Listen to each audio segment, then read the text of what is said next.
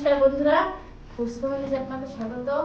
তো আজ আমি আরেকটি রেসিপি নিয়ে আসছি, সেটা হচ্ছে গোবিন্দভোগের চাল দিয়ে পায়েস রান্না করব। তো আমি সব কিছু নিয়ে নিয়েছি। আমি 250 মতন গোবিন্দভোগ চাল নিয়েছি, 2 লিটারের মতন দুধ নিয়েছি, আর কিশমিশ কাজু বাদাম নিয়েছি কয়টা, লবণ লাগবে, জল লাগবে, তো বাটার মানে কি লাগবে, আমি আমলের নিয়েছি, আর হচ্ছে এটা হচ্ছে আমলের মিঠাই মিট। তো আমি আজ এটা দিয়েই পায়েসটা তৈরি করবো। চিনি দেবো না, আপনারা চাইলে চিনি দিতে পারেন, আমি চিনি দেবো না, আমি এটা দিয়ে আজকে পায়েসটা মানে বানাবো। তো বানাবো, চলুন আপনাদের দেখিয়ে দিচ্ছি। আমি এই চালটাকে একটু হালকা করে ধুয়ে নেবো, অল্প জল দিয়ে ধুয়ে নেবো। বন্ধুরা, আমি কড়াইটা বসিয়ে দিয়েছি। তো আমি এই কড়াইটার ভিতরে এখানে বাটারটা দিয়ে দেবো, পরিমাণ মতো দেবো, যেটুকু আমার লাগবে। কড়াইটা গরম হয়ে গেছে,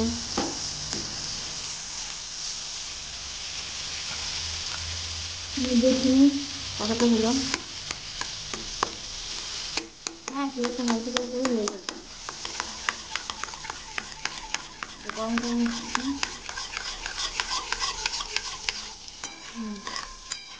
আমার বাটারটা গরম হয়ে গেছে। আমি এখন গোবিন্দভোগের চালগুলো দিয়ে দেবো। চালটা একটু ভেজে নেবো।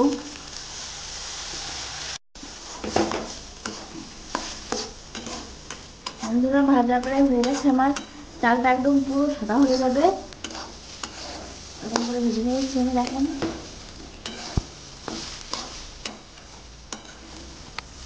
আমি এখন দুধের ভিতরে দেবো না, আমি এর ভিতরে একটু এখন জল দিয়ে দেবো।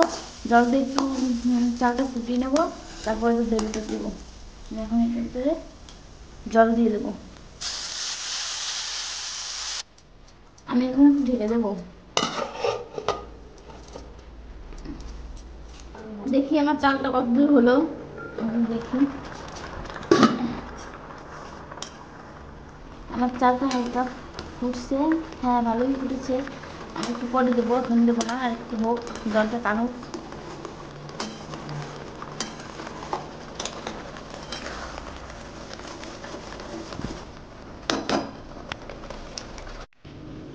আমার চালটা সিদ্ধ হয়ে গেছে, অনেক সুন্দর সিদ্ধ হয়েছে। আমি এখন চালটা দুধের ভিতরে ঢেলে দেবো।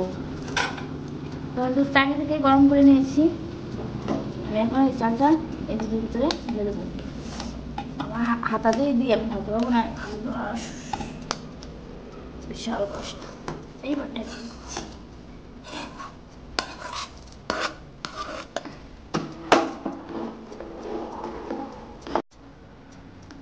তোমরা চালটা অনেক একটু জাল দেবো, 5 মিনিটের মধ্যে একটু জ্বালিয়ে নেবো, আর একটু ফুটবে চালটা।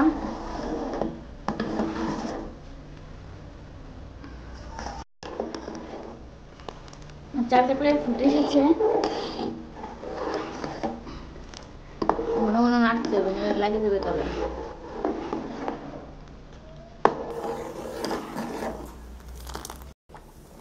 বন্ধুরা, আমার দুধটা গাঢ় হয়ে গেছে, আমার পায়েসটা প্রায় হয়ে গেছে। তো আমি এই আমলের মিঠাই মিটটা এখন দিয়ে দেবো, অর্ধেকটা দেবো, আমার এতটা লাগবে না।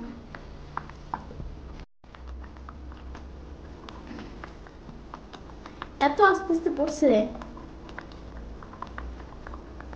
কি করে বুঝবো যে কতটুকু করবো না করবো।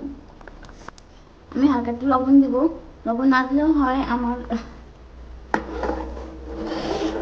আমি দিলাম, দিয়ে ভালো করে ভেজে দেবো। আর আমি এখন এই কাজুগুলো আর কিশমিশগুলো দিয়ে দেবো, কাজু বাদামগুলো আর কিশমিশগুলো দিয়ে ভালো করে নেড়ে নামিয়ে নেব।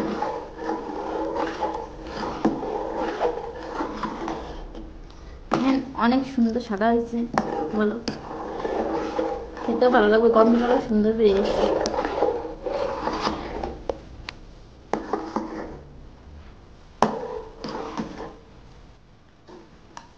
আমাদের পায়েসটা হয়ে গেছে, এখন আমরা সার্ভ করবো। আমার দেবর খাবে, দেখবে কেমন হয়েছে, অবশ্যই ভালো হয়েছে।